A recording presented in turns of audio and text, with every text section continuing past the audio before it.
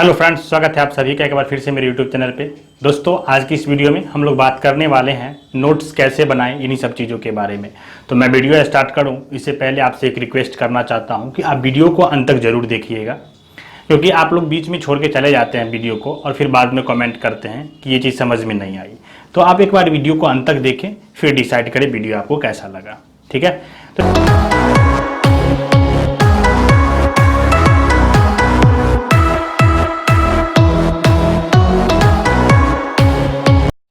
तो चलिए स्टार्ट करते हैं। दोस्तों, नोट्स कैसे बनाना है इसे समझने से पहले हमें यह समझना जरूरी है कि आखिर हमें नोट्स क्यों बनाना है। तो देखिए, नोट्स बनाने के कई फायदे हैं। सबसे जो महत्वपूर्ण फायदा है वो तो ये है कि आपको ये रिवीजन में काफ़ी हेल्पफुल साबित होने वाला है।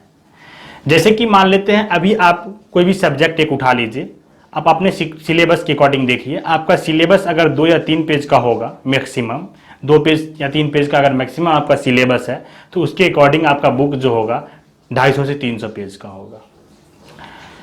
तो बात यहाँ पे ये आती है कि अगर अभी आपका एग्जाम का डेट शीट नहीं आया है, अगर आपका एग्जाम का डेट शीट आता है तो किन्हीं 2 एग्जाम के बीच मान लेते हैं 2 या 3 दिन का गैप है, कई दफ़ा तो 1 दिन का भी गैप होता है। तो उसमें आप क्या 1 दिन में पूरा सिलेबस के अकॉर्डिंग पूरा बुक रिवाइज कर पाएंगे? बिल्कुल नहीं। 1 दिन के अंदर पूरा बुक रिवाइज करना, जिस बुक से आप साल भर पढ़े हैं, संभव नहीं होता है। तो वैसे में क्या होता है कि अब जब हम एग्जाम दे के आते हैं, पेपर करके आते हैं, तो कई चीज़ें होती हैं जो क्वेश्चन घर पे मिलाते हैं तो पता चलता है इस चीज़ को हम पढ़े थे, लेकिन उस वक्त याद ना होने के कारण थोड़ा सा मिस हो गया, जिसके कारण ये क्वेश्चन गलत हो गया। लेकिन अगर आप उसी चीज़ को मान लीजिए अभी आप पढ़ के गए होते, रिवाइज करके गए होते एग्जाम में, तो वो चीज़ें 100% सही होती। इसीलिए हम आपको कहे भी हैं कि अभी जब नोट्स बनाएंगे उसके बाद अगर आप 5 घंटे पढ़ के 60% या 70% मार्क्स स्कोर कर पा रहे थे, तो अब नोट्स बनाने के बाद उतना ही समय पढ़ के आप 80 या 90% मार्क्स स्कोर कर पाएंगे। तो दोस्तों, बात यह है कि अगर आप रिवाइज करके गए होते तो वो पर्सन सही हो गया होता। तो रिवाइज करने के लिए 1 या 2 दिन का तो टाइम ही मिलता है हमको, एग्जाम किन्हीं 2 एग्जाम के बीच में, एग्जाम से पहले।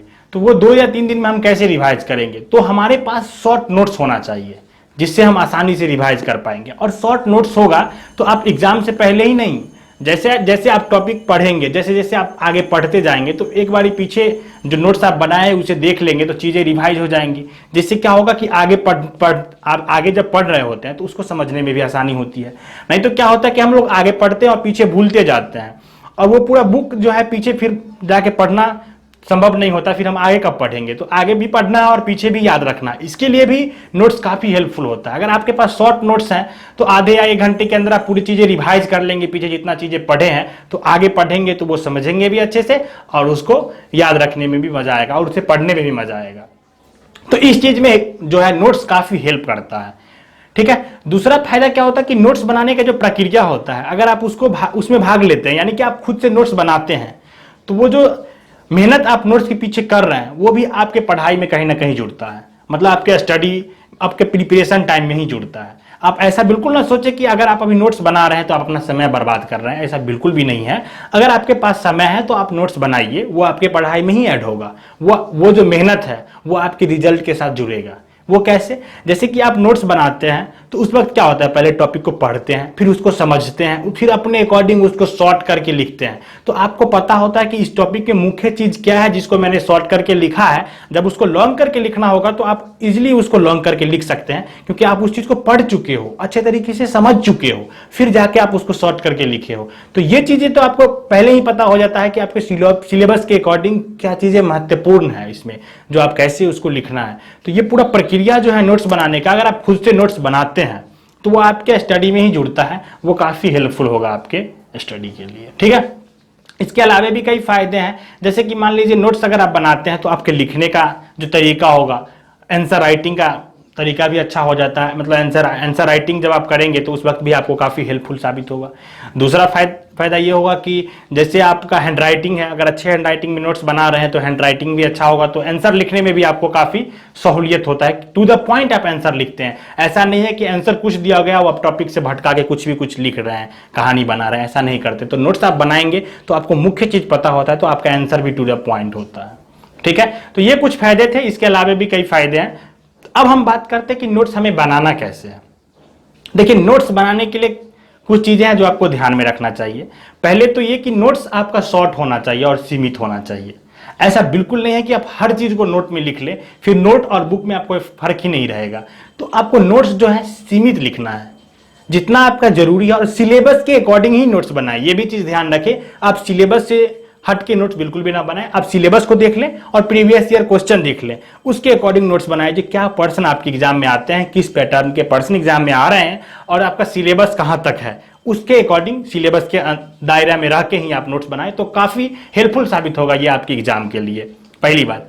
दूसरी बात, नोट्स जब भी आप बनाएं तो सीमित होना चाहिए नोट्स, और शॉर्ट लिखना है। अब बहुत से स्टूडेंट क्या करते हैं कि नोट्स जब बनाते हैं तो वो जो बुक में दिया हुआ है डेरिवेशन, जो भी चीज दिया हुआ है थ्योरी के अकॉर्डिंग, जो भी चीज मतलब डेफिनेशन दिया हुआ है, जो डेरिवेशन दिया हुआ है, टोटल चीजें बुक से उतारने लग जाते हैं। तो मैं उन स्टूडेंट के लिए ये कहना चाहूंगा, तो फिर हमको ये नहीं समझ में आता आप नोट्स बना रहे हैं या बुक लिख रहे हैं। वो चीजें आप उतार रहे हैं सेम टू सेम, तो क्या फायदा। आप वो तो चीजें बुक में है ही, तो आपको लिख के कोई फायदा नहीं होने वाला। तो जब भी आप नोट्स बनाए तो शॉर्ट नोट्स बनाना है, सिर्फ उसमें बुलेट पॉइंट होना चाहिए। जो मुख्य पॉइंट है, जो इंपॉर्टेंट है, उसे ही लिखे। ऐसा नहीं है कि पॉइंट, आप देखिए क्या होता है कि बुक में किसी भी टॉपिक को समझाने के लिए अगर 100 वर्ड का यूज किया गया होता है, तो 100 वर्ड यूज किया गया है, हम एग्जांपल लेके चल रहे हैं, तो उसमें से 20 ही वर्ड होता है जो इंपॉर्टेंट होता है। वो 20 वर्ड को समझाने के लिए, वो 20 वर्ड को कनेक्ट करने के लिए 80 वर्ड लिखा गया होता है। तो हमें वो 20 वर्ड चुनना है, या कभी कभी 30 वर्ड चुनना है, यानी 80 या 20 होगा, या फिर 70-30 का ये फॉर्मूला है। तो वहां से हमको इतना ही वर्ड चुनना है। अब हमको ये पता चल गया कि हमें लिखना कितना है, मतलब बुलेट पॉइंट कैसे लेना, ये समझ गए टॉपिक के अकॉर्डिंग। अब हमको ये समझ में आना चाहिए कि जब भी हम नोट लिख रहे हैं, जब भी आप नोट लिखे, तो नोट जो हो आपका एक वेल फॉर्मेट मैनर में होना चाहिए, यानी कि सीरियल से होना चाहिए। ऐसा नहीं है कि एक टॉपिक यहां लिख दिए, दूसरे टॉपिक इस चैप्टर का उधर लिख दिए, ऐसा बिल्कुल नहीं करना है। जैसे टॉपिक चैप्टर के हिसाब से और सिलेबस के हिसाब से चल रहे हैं, तो वो जिस टॉपिक का जो कंटेंट है उसके साथ ही लिखना है। और पेज आप थोड़ा बहुत छोड़ सकते हैं, मतलब जैसे आप कोई भी टॉपिक लिख रहे हैं या कोई भी चैप्टर का नोट बना रहे हैं, तो उसके साथ आपने क्या करें, नोटबुक में 1-2 पेज छोड़ दें, ताकि बाद में जब भी कोई कंटेंट मिले तो आप वहां पे लिख सकते हैं। तो वो क्या होगा कि आपका सारा कंटेंट एक जगह पे होगा। तो थोड़ा पेज आप गैप रखें, अगर कंटेंट बाद में मिलता है कुछ भी, यानी कि आप लोग दूसरे बुक भी पढ़ते हैं, जैसे हेल्प बुक जो भी आपका हो, मेन बुक से तो आप नोट बनाए, और फिर हेल्प बुक जो होगा उस पर कुछ चीज नया मिल जाए आपको, तो वो यहाँ पे ही लिख लेंगे। उसके लिए क्या रखेंगे, थोड़ा सा गैप रखेंगे, थोड़ा जगह खाली रखेंगे, ठीक है। अब देखिए, बहुत से स्टूडेंट क्या करते हैं ना कि नोट जो बना रहे होते हैं तो वो मेन बुक का नोट्स अलग लिख लेते हैं, हेल्प बुक का नोट अलग लिख लेते हैं। ऐसा नहीं करना है आपको, दोनों का नोट्स एक ही नोटबुक में होगा। बस ध्यान रखना है कि आपको थोड़ा गैप छोड़ देना है। जैसे अभी मेन बुक से बनाए तो थोड़ा गैप रखेंगे, तो फिर हेल्प बुक का जो भी नोट वहां से आपको इंपॉर्टेंट पॉइंट निकल के आएगा उसमें लिख लेंगे। या फिर आपके टीचर जो पढ़ा रहे होंगे तो कोई अलग से इंपॉर्टेंट पॉइंट बता रहे होंगे, तो वो भी आप उसी में नोट कर लेंगे। इसके लिए थोड़ा गैप रखेंगे, ठीक है। देखिए, नोट लिखने का कई तरीका होता है, मतलब आप जो लिख रहे हैं नोट, मतलब राइटिंग जो आप करेंगे, वो जो जिस स्ट्रक्चर में लिखेंगे उसका कई तरीका होता है। तो अगर आप कहेंगे तो हम उस पर भी वीडियो बना देंगे, तो आप कमेंट में करिएगा, तो हम अलग सभी मेथड पे वीडियो बना देंगे कि इस मेथड के अकॉर्डिंग कैसे नोट लिखा जाता है, इस मेथड के अकॉर्डिंग कैसे नोट लिखा जाता है। फिलहाल आप जैसे लिख रहे हैं वैसे आप लिखें। देखिए, आप नोट जब भी आप बनाएं, जिस भी सब्जेक्ट का बनाएं, तो पहले उस टॉपिक को आप अपने बुक में पढ़ें। पहले उस टॉपिक को पढ़ें, उस चैप्टर को पूरा पढ़ लिए, फिर उसको समझने की कोशिश करें। समझने के बाद फिर से क्या करें, दूसरी बार जब आप उसको पढ़ेंगे तो अपने पास हाइलाइटर या पेन रखें, और वो पॉइंट हाईलाइट करें जो आपको नोटबुक में नोट डाउन करना है, जो आपको लिखना है नोट में, उसको हाईलाइट करें। वो मुख्य पॉइंट आप हाईलाइट करेंगे और फिर आप उसे अपने नोटबुक में लिखेंगे। तो टॉपिक को खुद से एक बार पढ़िए जरूर, और नोट बनाने से पहले आप एक बार तो कम से कम उसको पढ़िए। बिना पढ़े आप नोट मत बनाइए, तो फिर क्या होगा कि आप ऐसे क्या करते हैं, बहुत लोग गेस करने लगते हैं, ये मुख्य चीज हो गया, ये मुख्य चीज हो गया, इसे लिखना, इसे लिखना। वैसे बिल्कुल भी ना करिए, आप पढ़ के बनाइए तो ज्यादा हेल्पफुल होगा, नहीं तो फिर वो कोई काम का नहीं होता। अब देखिए, एक बात करते हैं कि अब आपके मन में एक प्रश्न आ रहा होगा कि हम नोट्स मान लेते हैं, कोई फ्रेंड मेरा बनाया तो हम उससे ही ले लेते हैं। तो ऐसा बिल्कुल भी नहीं करना है। नोट्स आपको खुद बनाना है, किसी और का नोट्स नहीं लेना है। ऐसा क्यों? ऐसा इसलिए कि आप अपने फ्रेंड का नोट लेंगे तो उनका रिक्वायरमेंट अलग है, उनका समझने का तरीका अलग है। वो नोट्स जो लिखे होंगे वो अपने अकॉर्डिंग लिखे होंगे, उनको किस चीज का जरूरत है, किस चीज का नहीं है, वो अपने अकॉर्डिंग जानते होंगे। अब अभी हमें बनाने के लिए बोला जाए नोट, तो हम अपने जो नोट्स बनाएंगे अपने सब्जेक्ट का, वो अपने अकॉर्डिंग बनाएंगे। अब बेसिक चीजें जो होगा अपने सब्जेक्ट का हम नहीं लिखेंगे, क्योंकि वो हमें आता है। तो हमें नोट्स क्योंकि सीमित बनाना है, पूरा तो कहानी लिखना नहीं है, तो जो चीज़ हमें आता है वो हम क्यों लिखेंगे। लेकिन हो सकता है आपका अपने फ्रेंड का जो नोट ले रहे हैं तो वो बहुत चीज़ें ऐसे होंगे जो स्किप कर दिए होंगे, उनको जो आता होगा, और वो हो सकता है कि आपको नहीं आता होगा, तो आप भी उसको स्किप कर लिए। उनका नोट लेने का मतलब हुआ कि आप भी उनको स्किप कर लिए, तो फिर आपका चीज़ें समझने में भी प्रॉब्लम होगी। और नोट्स सिर्फ अगर आप नोट्स बना हुआ देख रहे हैं तो अगर उसे रिवाइज कर रहे हैं, जो नोट शॉर्ट नोट होता है, तो फिर आपको समझ में भी नहीं आएगा। नोट्स आपका खुद का बना होगा तभी आप उसको 100% समझ सकते हैं। तो ये भी फायदा हो, ये भी चीजें होता है। इसीलिए आप दूसरे का नोट ना ले, बिल्कुल भी ना ले, कोई फायदा नहीं होने वाला। क्योंकि वो जो नोट्स बनाए वो अपने अकॉर्डिंग बनाए, वो उस नोट को खुद समझ सकते हैं, आप नहीं समझ सकते। वो क्या लिखे हैं, उनका रिक्वायरमेंट क्या था, वो किस चीजों को किस तरीके से डिराइव किए हैं। आप अपना नोट्स बनाएंगे तो आप खुद समझेंगे कि आप क्या लिखे हैं, आप किस चीज को किस तरीके से डिराइव किए हैं, क्योंकि आप अपने रिक्वायरमेंट के अकॉर्डिंग बना रहे हैं। आप पहले बुक को पढ़े हैं, फिर आपको जो लगा है कि ये चीजें हमको याद रखना चाहिए, ये चीजें हमको समझ में नहीं आ रहा है, ये चीजें मुख्य है, वो लिखे हैं, वो भी अपने अकॉर्डिंग लिखा है। तो इस चीज को आप समझिए। आप नोट्स कभी भी किसी दूसरे का ना लें, कोई फायदा नहीं होने वाला है। आप अपना नोट्स खुद बनाएं।